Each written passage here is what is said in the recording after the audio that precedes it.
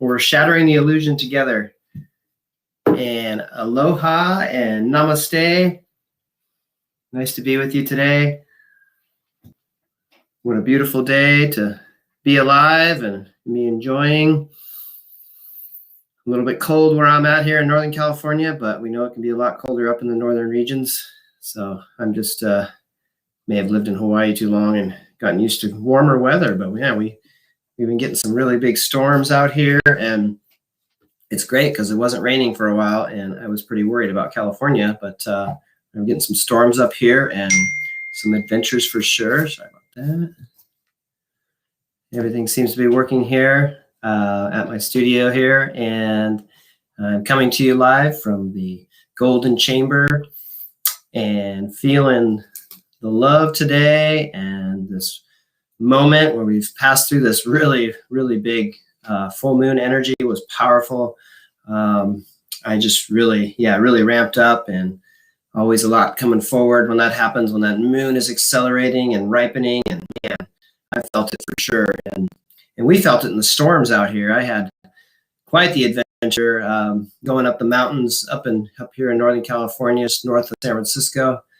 I mean, I had to go and pick up my son and move through a lot of wet snow, and we had trees down everywhere and power lines coming down, and it was crazy. I had to drive through it, and I guess I didn't have to, but I did, and it was quite the adventure. I was surprised at how fast, and a lot of you probably know that if you're in an area where you've had big storms and so on, it's if there hasn't been a big one in that winter time, then it really hits hard. And we had some wet snow, and I had to basically drive through 2 feet of snow and under trees that were ready to fall down on my car, and power lines that I was just barely getting under, and it was just quite the adventure. I thought I would share that first off because it was all around that full moon energy and the big storm that we got here in Northern California that has brought us some really great moisture, and so we're happy and grateful to have some moisture.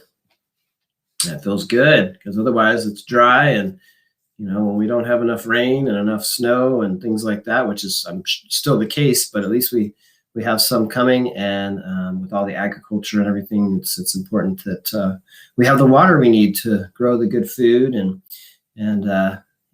so I'm feeling grateful to be alive after moving through this storm, and just a way to calm us down. And the Ave Sa breath is a hail to the infinite, impersonal infinite energy. And it really just helps the body just relax. The shoulders drop, kind of gives the body just a little more fluidity, getting that oxygen to the brain and all the body parts. And breath is incredibly powerful. I know that I've seen some incredible breath work when I was down in Ecuador at Tosa Blue Mountain, and where wisdom teacher Sri Ram Ka has some of the best breath work that I've ever done. And he was doing his version of the holotropic breathing, and it was so amazing. It was 4 of us, and we all did this, this almost hyperventilating kind of breath.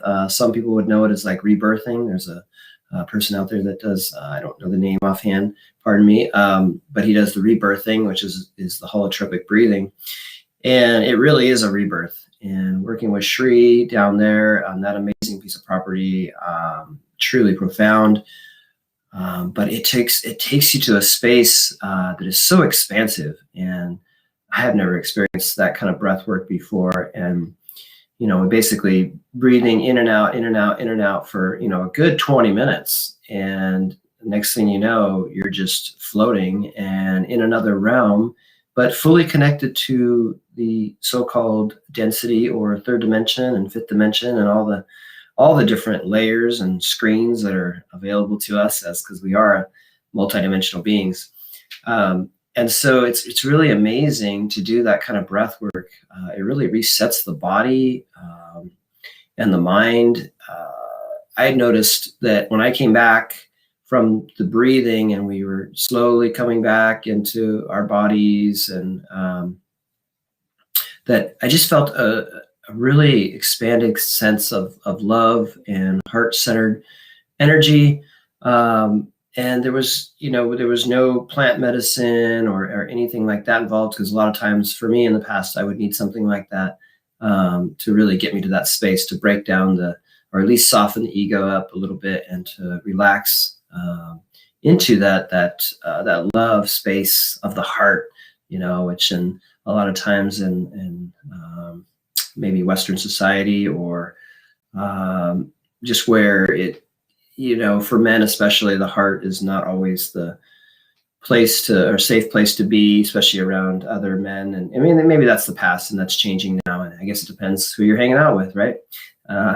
So anyways, coming into that space of the heart and just that expansion. And I went online to read about holotropic breathing and looked at a couple of YouTube videos. And what I found was that the brain actually releases DMT when you do a holotropic breathing and do this big breath work, and it actually releases DMT, a natural form of the body. I don't know enough about it to speak too much about it, but what I do know is that it's a natural way of bringing us into that state of expansion and awareness and gratitude. I mean, the gratitude is huge, and everybody has a different experience, just the same as like a plant medicine journey. But I think it's really cool because, with plant medicine, I've really resonated over the years for cannabis and psilocybin. And of course, my favorite now is the San Pedro down there at Tosa. But it's really amazing. It's not for everyone, and it's for some people, it's just too intense, and maybe the body doesn't do well with it. And for some people, it brings them down. But for most, I think it's great that we can, have a breath work that can deliver us to that space, because anybody can do breath work at any time. And it's nice to have a guide.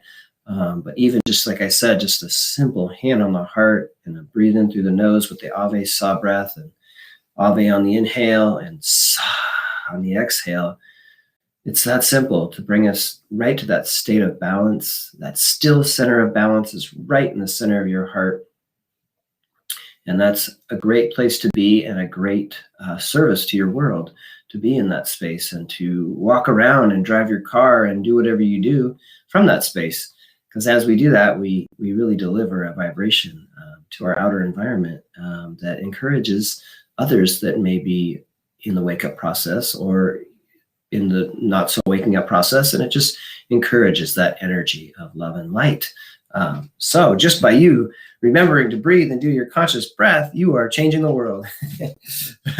It's so true, though. I know it doesn't, it seems like it wouldn't be that simple, but it is in a lot of ways. And I think it's really important for all of us to remember that each of us matters and makes a big difference.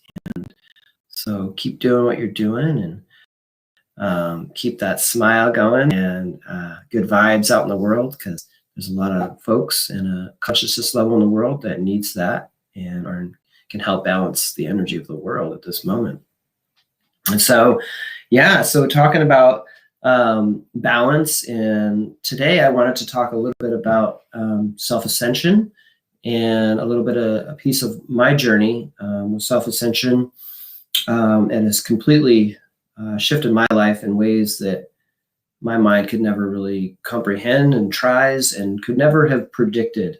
And it really brings me to a space of great gratitude when I think about it, and just a soft heart around self-ascension, and Master Lady Kira Ra and Wisdom Teacher Sri Ramka, just sending out a aloha and a much love and blessings to you guys, because you guys have completely shifted my life throughout the years. And I met Sri and Kira. It's been probably 13 years since I met them, and started working with some of their books, and was able to do some workshops and so on. But so self-ascension has changed my life in ways that I can't always put into words, but I will try to put in words, because I wanted to share my story a little bit today, and especially with this medicine journey of the heart that Sri and Kira and the Self-Ascension and Tosa are going to be putting out this year. That's going to be loaded with great classes and workshops. And it took me probably I did it in a course of maybe 7 years, 8 years, maybe, doing the Avesa and the Medical Intuitive with Shri and several other of the programs, the Navigating the Inner Matrix. And the beauty of the Medicine Journey of the Heart this year is that they'll be doing all those workshops, and you'll be able to do them in 1 year, which is amazing. So if you haven't taken any of those workshops or going to grab onto a few, it's amazing what it does, and you can really help balance the energy within yourself and with others, and you truly can make a difference in our world. And that's what I've experienced since I started open my practice in 2009. My practice is called Soul Wisdom Healings. It's changed names many times, but that's the current name. And I found myself changing my label a few times just because I wanted to reach a broader audience. And so I had several different names. And what I realized is that I could just find the right name for my healing business, and the right people would find me. And that's what happened. And so, yeah, the journey starts out for me in 2009, and I took the Avesa balancing class and down in New Mexico for the first time, and had a profound experience just being in the energy of a community and Shri and Kira. And I was really in a space of disempowerment when I first started, and always, I've always had a soft heart and a good vibe to myself, I consider, and people tell me that, and since I was young. But I felt very disempowered and very scared of the world, and being a sensitive kind of person. I spent a lot of years hiding from myself and hiding from the world. And so the Avesa energy really helped wake up my heart and helped ignite some of my third chakra empowerment, especially in that first Avesa class, where I just really felt empowered and connected to the divine, and knowing that we are the divine. It's in each and every single one of us, and we all have the ability or the option to really connect and bring that forward in our lives. And so Self-Ascension throughout the years, I had spent a little bit of time in New Mexico with Shri and Kira, and did as many workshops as I could, because after I had found the Avesa and Tosa, and felt the energy of my whole body and spirit and my mind, as well as lifting into a higher frequency and understanding, especially with all Shri's pyramids and all the vibration energy that really is just so amazing, and I couldn't get enough. And so here I am, 13 years later and 11 years later, after learning the first balancing technique and feeling the Tosa community, and working with some of the tools like the Egyptian healing rods and Rudraksha and crystals and all the good stuff that was offered and has been offered and is being offered now at an even more amazing elevated energy frequency that is just amazing. And especially as we'll be teaching from Tosa at Tosa Blue Mountain, so the energy is just really amplified. And so so my journey over the years it's kind of been a slow climb. I see it as slow, but the beautiful thing is that we can live so much quicker now, with the way the energy and the multidimensionality and all the gateways that are open for us. And so over the years, I've found myself working through a lot of energy and moving through, I had a lot of abuse when I was younger and when I was a little boy. And it took me many years to move through that, and still moving through some of that stuff that, where we can feel so small. And once we realize and start healing some of those things through some of the modalities and the tools, like Navigating the Inner Matrix, that was one of the ones that really called to me and really helped me learn who I am, and the tools to help me remember that higher frequency of self, or I don't know what the words are for it. But so I ended up becoming a coach for Navigating the Inner Matrix because I loved it so much, and it did so much for me. And I just knew that I had to watch other people make these transformations. And same with the teaching the Ave Sa, balancing and watching people come off a table, watching them enter a session, and then after, and just the space of the heart and the resonance that happens when people activate their heart chakra. And I've watched people's faces completely transform in front of me, and their energy just really soften and be in that place of authenticity is really a great gift. So yeah, throughout the years, it's moving from that disempowerment place of feeling small and not allowing the voice to come forward, and throughout the years of just working through these things and doing the practices and teaching and coaching. And it's amazing when we do offer healing, it heals us at the same time. And I've found that in my journey that most of the healers and people that are into nutrition and a lot of these things that heal the body and mind and spirit are often have been through something themselves where it called them to another way to heal something or another way to do it because they were in that position themselves and they had to. They were forced to, or not forced to, but they were in a position where they just knew that they had to heal in a moment where, it's just go for it. You got to, what is it? Well, I can't think of the name for it, but it's kind of like, jump or anyways.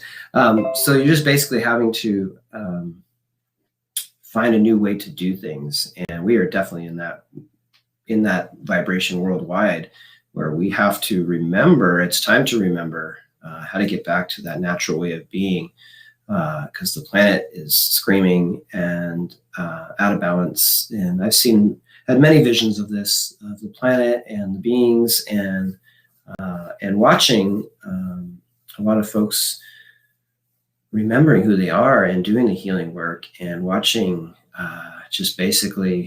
all these beings learn these things and bring it out into the world and watch the world shift.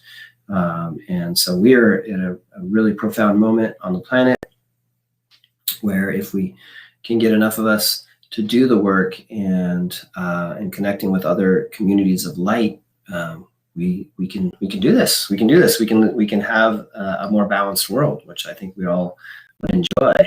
And so yeah, throughout the years, just really remembering who I am and point where I was able to let go of things that were not serving me anymore, and relationships and people and things that were no longer helping me lift, and they had educated me along the way and helped me remember who I am, and sometimes very difficult and painful, but all the way it's just keeping our eyes on the divine, right? Keeping focused on that divine love and which is right in the center of our chest, and everything around us is all in that divine mirrors and light and love, and so to really focus. And I know with Avesa and Self-Ascension, the 4 steps of Self-Ascension, the first one is to release judgment. And that was a huge one for me, and I think most of us, because we learn to judge things out of our needs, and it can be, for safety and things like that, where we're constantly analyzing things to size them up so to see if they're good for us or not. And that's when I really learned about, discernment versus judgment. Judgment often is more of a measuring up of thinking something smaller based on my wounded ego needs to judge that in one way of looking at it in order to make myself feel better about it. And then discernment is basically just, we make a decision. We need to make a decision that's going to help our lives and increase our ability to resonate in a good way in the world. And so there's a lot of ways to look at it, but I know for me personally, judgment was usually based on my wounded ego, the wounded inner child that needed to disapprove of something else and to prop myself up and to make myself look better. And so I noticed that was probably one of the biggest parts of my journey, was releasing the judgment. I'm not saying I never judge, but it's gotten a lot better to where I'm able to just see things and know that everybody's on their path, and there are just so many different ways to express and be in the world, and to allow that, to know to each his own, and everybody's doing what they're doing. And so releasing judgment is a really big one along the way. And I notice the mind oftentimes will just automatically want to judge things, just automatic. And that's how it was for me. And I spent a lot of time in my early years in more of a denser environment, busier places, more the city kind of area. And not that there's anything wrong with that, but it was, for me, it was just a lot of comparisons, people constantly comparing, what kind of car they have, what clothes you're wearing, or do you look a certain way? Do you do this? Do you do that? And that's just density, it's just part of the journey of density. And so, but what I realized is I had moved into different states of consciousness, and looking back at that, going, oh, okay, that's why, because it was learned behavior. It was what I thought I had to do to make it in the world. And there are times where we need to make a call on things, where if it's safe or not, and it's super important. And that's what the ego's for, right? Is really to help us navigate density and to move through different things and keep our bodies safe, basically, is what the main function of the ego. And so it's really important to release judgment and to not be hung up with the judgments that will often have us pinned against another, and to learn how to, have a mantra or something, or basically become aware of, that witnessing the witnesser. It's just that pulled up, that 10,000 foot perspective where we come up, that's a great practice, is just take yourself up to 10,000 feet, closing your eyes and meditation, and just bringing yourself up to 10,000 feet, and then looking down at the world and yourself, and observing that everybody's in their flow and doing the best that they can, rather than saying, oh, for me in the past, I would have all these judgments like, oh, they're this, they're that, they're not this, why aren't they this, why aren't they that? Because the mind just wanted to just take over.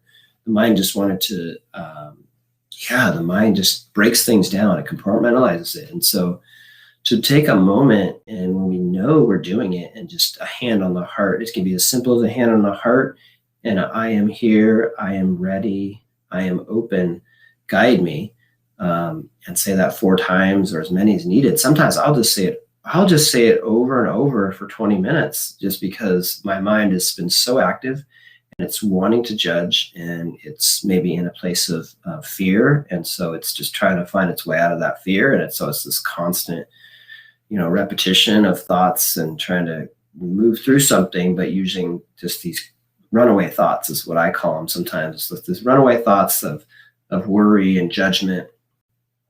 And so it just, the I am here, I am ready, I am open, guide me, can really just, it can slow it down and even put a stop to it. It's kind of like a reframe moment where we're able to take ourselves out of that place and really get back to that balance. And so we can really be the observer again, and not be so stuck in the mind. It's because the mind just loves to have fun with that kind of stuff. That's just the way it is, and it's part of that density training. And I had to retrain myself to move up and really be able to observe, and that's the huge part. And we only know what we know, And it blows my mind sometimes when I think back on it, and just how I was as a young man in my 20s, and just the judgments and the things that I was, just the way my orientation was. And I get it, because that's just how it is when you're at that age and you're in competition and all these, you're just doing density and doing it well. And to get to that place, especially for me, it was after a really big plant medicine journey, to where I was able to just crash, all those walls of fear and anger and judgment and wounding of an inner child that was protecting itself, and really putting up so many layers and reinforcing all those layers all the time. But at an unconscious level, I wasn't conscious of it. I didn't know I was doing it. I just knew what I knew, and until I had a really great plant medicine journey that really, it blew my mind. I mean, it literally, it basically knocked me over and humbled me and took me to a place where I could really see it for what it was, and in a gentle way, and not in a way that, you know, that would really hurt me or anything, but just humbled me to the point where I could see it and know it and not judge myself, and just realize, oh, okay, that's where I was. Okay, now I know, and now I'm educating myself onto where my consciousness has been, and to lift up and to see it for what it is. And then as we do that, and, you know, as we're all doing that in so many ways, we really get to, it's very much an education. And the beautiful thing is, as we do that, we can help others and really be the healer and the mentor and the teacher, you know, and coming back to that, to the victim triangle, you know, and not having to be in that victim, abuser, perpetrator roles, in which all of us in density have spent so much time in those, and it's such a density trap. And if some of us are meant to be there for lifetime or lifetimes, it is what it is. But I was so grateful to be able to move through that and really be able to see and teach from what I learned on my own, and learned from Self-Ascension and through the whole process. Because Self-Ascension really is it's that invitation to your authentic pathway.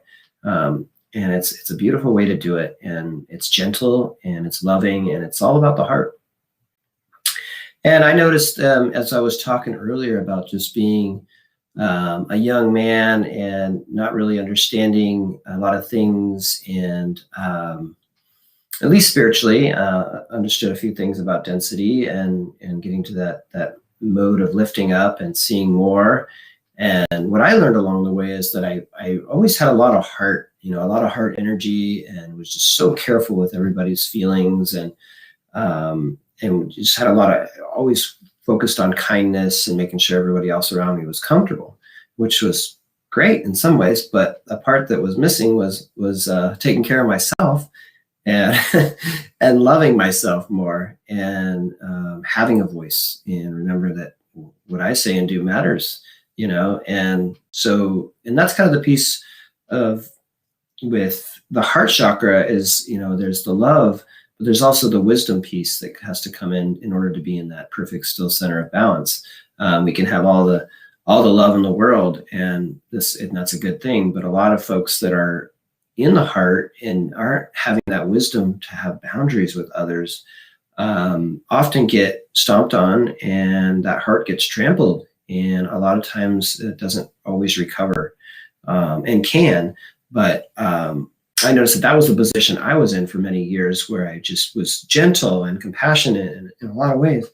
But there was a piece that was missing, and it was really about that releasing that judgment of self, and also that unconditional love for self, you know, and which, you know, takes some cultivation of awareness, and just awareness is probably the biggest key, I think, is for all of us, is to be aware of where our energy's at, and to not judge, and to just, it's more of just a noticing, you know, an observation of like, okay. And I think that's a big difference between, you know, discernment and judgment. You know, the discernment can be more of an observation of like, oh, okay, yeah, I see it for what it is. It's not the best thing for me. I understand that that's what they're doing, and that they're going to have their energy with that, and that's great. So to have that balance, and getting back to that, to the wisdom and the love and balance, and that really gives that energy in the heart chakra the ability to really fly, to really balance that out, rather than just have this lopsided, you know, just the love. When we can bring forward that wisdom that gives the, you know, the wings, or the two sides of the infinite. You know, one side's wisdom and the other side's love. And then you have the double infinite, right? I don't have it in front of me. I wish I had it in front of me.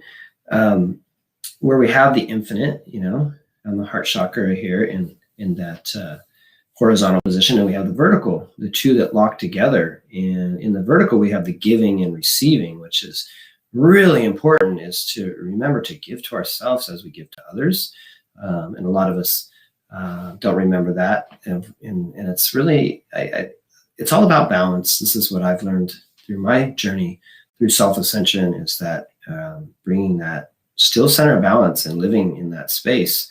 And as we find that space and cultivate more of that love and wisdom and bring that giving and receiving, it's really, we become that balance, and we can offer that to others and show up and be authentic and in our truth, and others respond to that. And I've been noticing a lot of, as I was speaking earlier, to these levels of consciousness. When we are in density, there's a lot of levels of our awareness that are not online, really. It's just more of a robot, and that's not a judgment. That's just, it's kind of like a noticing of myself, of being in density and just carrying out programs and doing these things, because it's kind of like muscle memory. You just do what you do, and you take care of your body, and you move right through. But what I noticed is I just felt like a robot, that I wasn't really in the space of awareness, and I was just kind of carrying out these programs, and that was fine for the time. But to really get on the other side of that and remember the softness of the heart, and that wisdom piece, to really be in that place of that loving balance, it's really a fun place to be, and it offers so much to others. And it's really that space of truth and authenticity. To be on that journey is really a place for me of gratitude, to know that when we are in those states of density, in these consciousness levels where we're just not aware. So that's when the forgive them, they know not what they do, and love them, they know not what they do, is really a beautiful, beautiful. It really makes sense to me a lot now. And I remember hearing that a long time ago, and it didn't make any sense to me. And now it does. It totally does, because we're only aware of what we're aware of. You only know what you know. And so that's where the compassion comes in. And I feel that the self-ascension and that energy of moving from the first, that ignition point, which is the heart chakra, that lifts us into our truth and into our vision and into our compassion, wisdom and compassion, into the exploded crown experience. If you're not too sure, go check out shrinkira.com and look at the Divine Galactic Blueprint and get a copy for yourself. I don't have mine here because I'm in transition. So I don't have all my things. I would normally point out a few things. But yeah, the Divine Galactic Blueprint, in that compassion of the violet ray and about the exploded crown chakra experience, is all about compassion. And I notice when we are able to start lifting up, and as we move and we anchor that heart as the ignition point and that foundation, which really gives us that energy to move up into our truth, like I was saying, and the vision, of course, and into our wisdom, and then into that compassion of the fifth dimensional experience, is where we really become that, start noticing the witnessing, and what we were noticing at the time and at different times in our lives. And because we all start in density, we're born into density, and then we move and we start ascending just as a child, becoming an adult, and then moving into ever refining energies of the ascended states, starting with the heart and above. And so that compassion comes in as we have the experiences, especially the painful ones. For me, the painful ones that delivered me, that I was angry about as a young man. And then as I got older, I really was able to see those for what they were and what the pain had taught me about the experience. And to know that I didn't have the compassion for other people until I had gone through some of those things.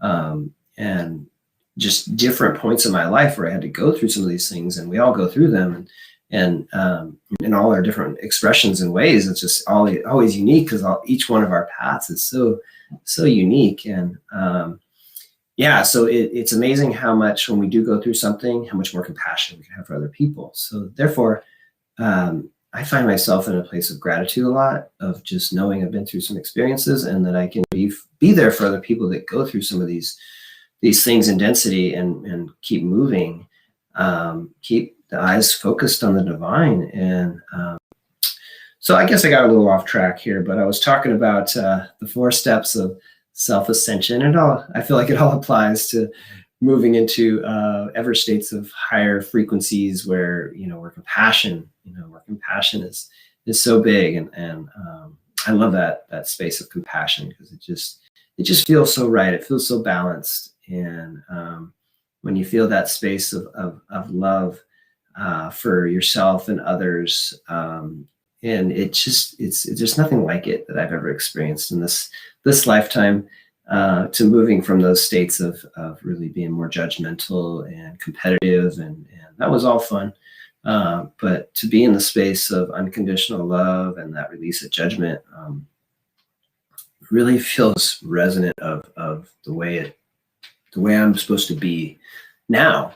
And I know that makes a big difference in the world. And so we all make the difference. And so just by getting to the heart, and that's what all the indigenous has been, of the world have been saying forever. It's just like, get to the heart. And then the other piece is that lift from the heart.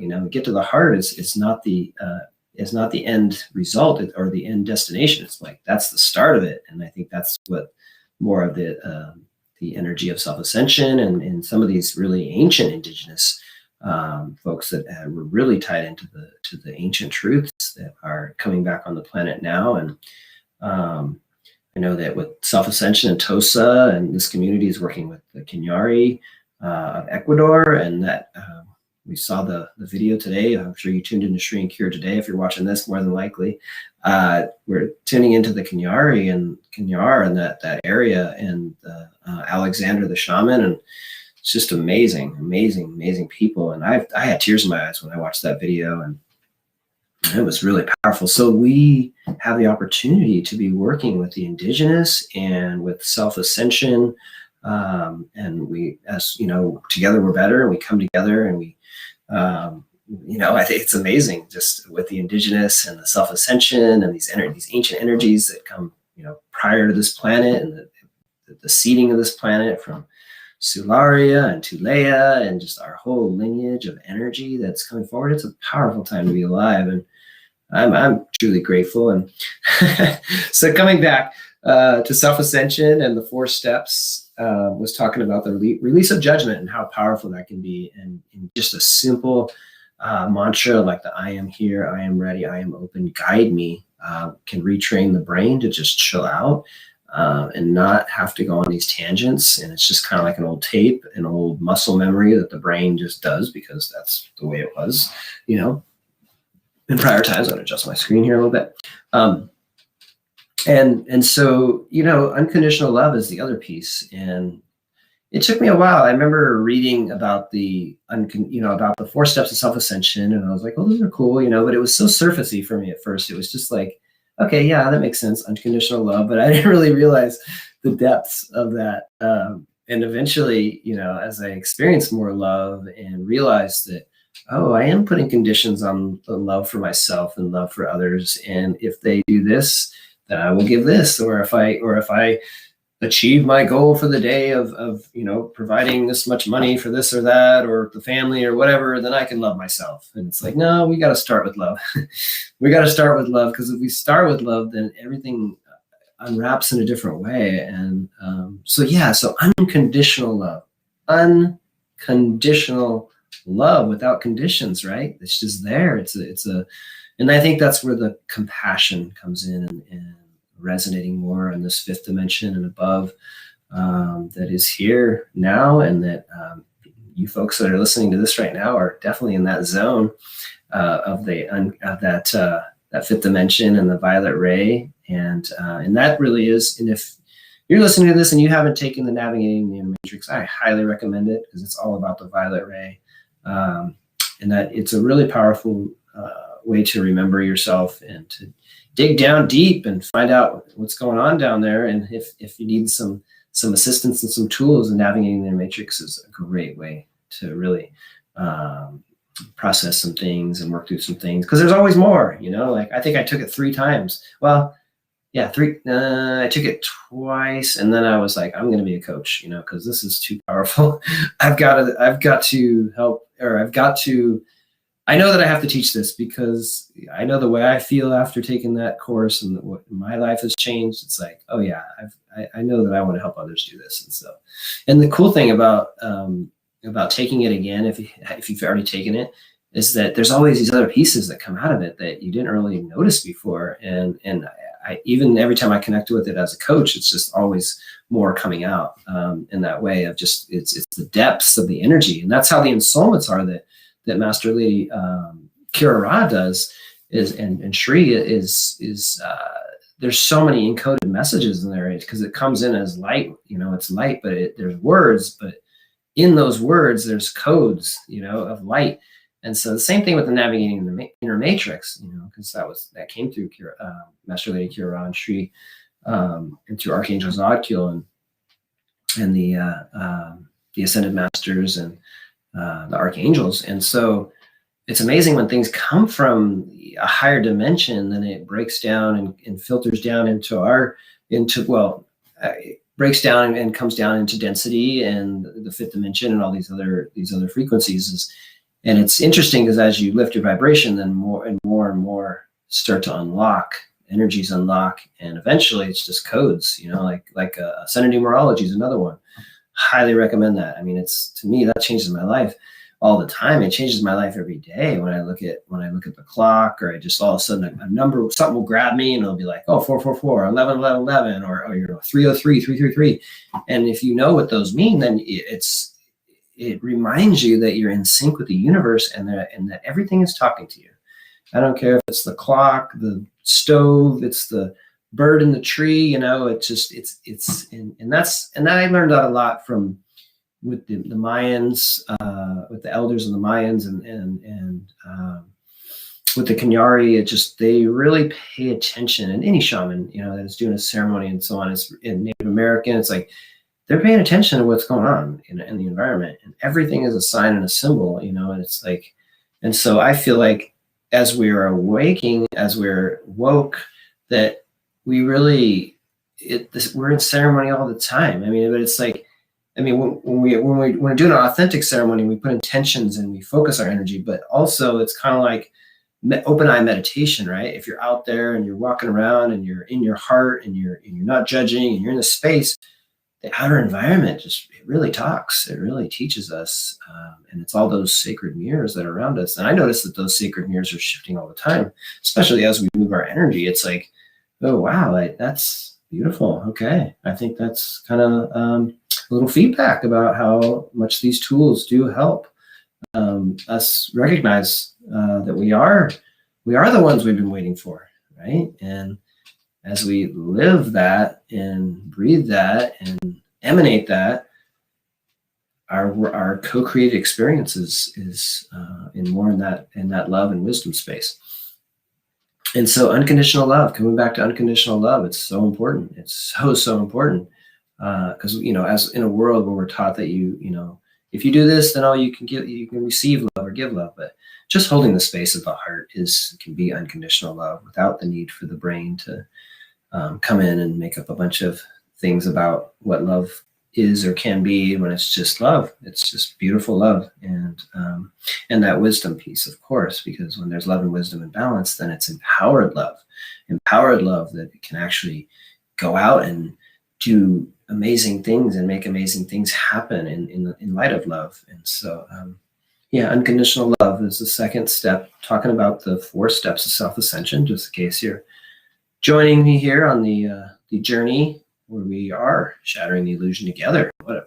What a party that is, right? I mean, it's the best party ever. And I've done some partying, I've had some pretty, had some years of having a good time in so many different ways. And this is my favorite party is really self-ascension and the communities of light. And because it's an endless party, it's a party that is infinite and it never ends, because once you realize that you are the divine, and that you are the goddess God inside, and that once we understand that we are endless, expanding love and light, then it's an endless celebration, isn't it?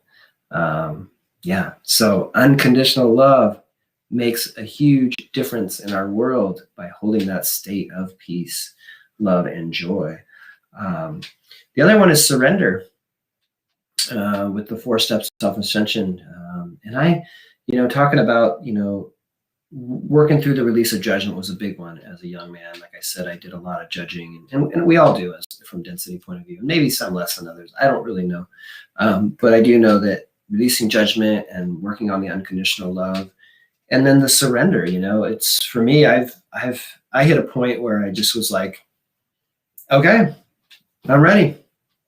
And, of course, there's always still more work to do, but I got to a point where I realized that, and I think it was probably after a San Pedro journey, because that's what always does it for me. A lot of times it just breaks breaks down that ego wall and softens it up, and just realizing that I just needed to surrender in so many ways. And I'm continually surrendering. We're all continuing on a continuing journey. Sorry about that. My computer's doing funny things.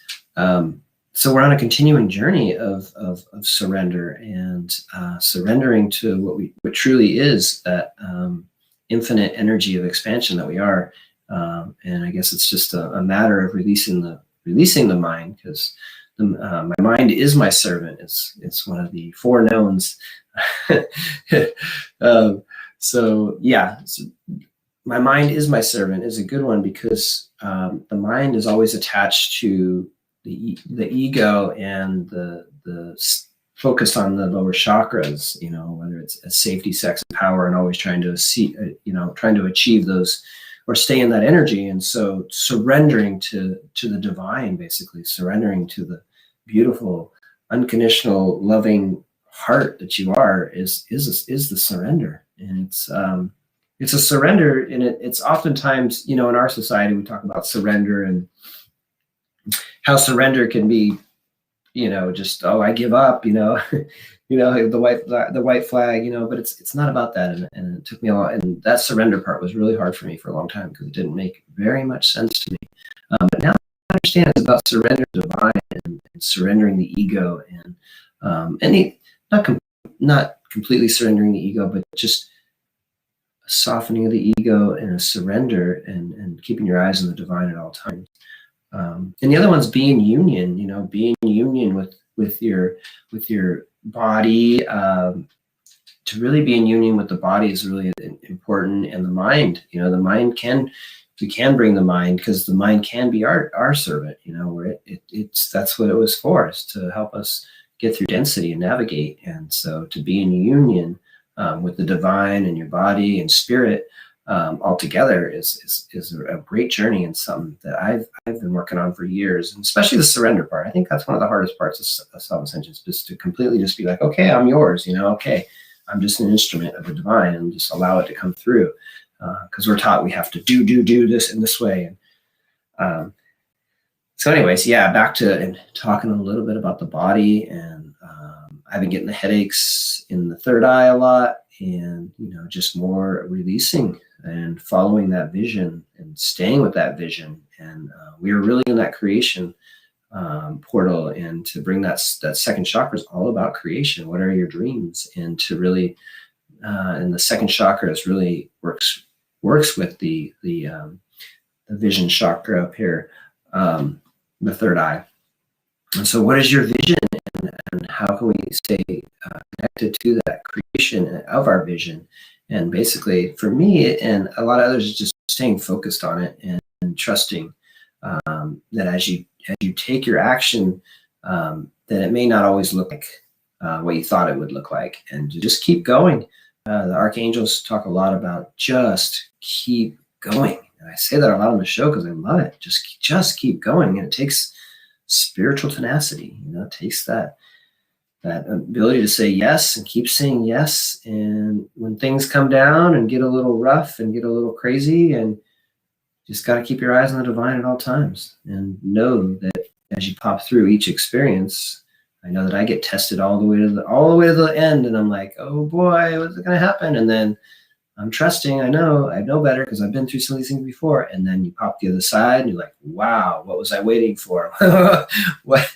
Wow. Okay. I get it. I get it because, we don't know what we don't know. And a lot of times it's just so trust, trust is so big. And I think it was Archangel Uriel in the Golden Rays talking about truth revealed, understanding spiritual tenacity.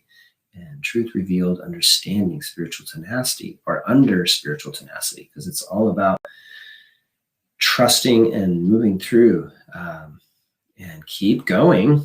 And I am doing a time check here. Yeah, it looks like we're getting to the end of the show here. So yeah, the 4 steps of self-ascension: release judgment, unconditional love, surrender, be in union. And we're always working in those as we are on that path of our own unique path to the divine, and which can be known as self-ascension, or that invitation to your own authentic path to the God, Goddess, infinite universe, however we want to call it. Many names for the great mystery is another one. So release judgment, unconditional love, surrender, be in union. And so we are constantly rotating those. And I know for me, surrender's been a big one lately. And the unconditional love, it pops up, in certain situations where it's like, whoa, or the release judgment is like, wow, okay, there's a test. They're just all tests. We're just being tested, asking, are we sure? It's like the universe saying, are you sure? You really want that? How badly do you want this? How bad do you want it? I know I want it. And so, and as we do follow through, our outer reality shifts, those around us, our community, and it's a good thing. And it's 13 years now that I've been on the path of self-ascension, probably more 9 years of really committed. But I noticed a big difference in my family and my friends, my clients, those close to me that I wasn't sure, where they would end up, or, how they would, orient themselves in life. And I've been amazingly surprised of just like, wow, that person that, and maybe I did judge them in the beginning and realized that they were kind of on this very competitive, dense path. And I watched them shift their energy. And next thing I know, I have a wise man sitting next to me that's my best friend. And I never knew that he would do that. And it's amazing. It's truly amazing. And I love watching myself shift and watching all of us move into the higher frequencies, because it's so much more fun. Anyways, this is, I've been talking a lot, and one of these days, hopefully soon, I'm going to do an interview and have a guest on. And so that's coming. I'm in transition. I'm moving to Ecuador in a couple weeks. And so a lot's happening, and I just really wanted to be with you all and do the show today. And so happy I did. I feel the energy of all of you and Oneness Talk Radio. Thanks for supporting Oneness Talk Radio, and those of you in the chats and loved ones there and beautiful people out there. Namaste, much love, many blessings. And I look forward to connecting with you next week. And so you've been listening to me. I'm Corey, and you're listening to The Journey on Oneness Talk Radio. And so aloha, mahalo, and namaste.